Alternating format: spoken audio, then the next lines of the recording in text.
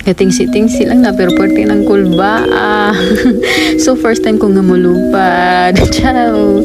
Dili na dyan kumuto sa kanta nga I Believe I Can Fly. So dihang nagsyagit-syagit na kay parte ng kulba. And thank you sa lalaki, my knight in shining armor. Charot. Syempre naadyo na siya para kalupad ta. Di ta kalupad kung waan na siya.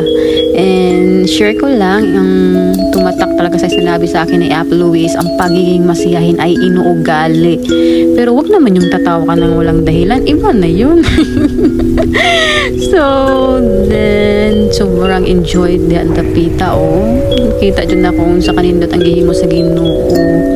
And yan, speechless tayo diha. Wala, we take a sulti kay nauwaw mo sa atong likod. Oy. Charot. Maoro to. Next time na po.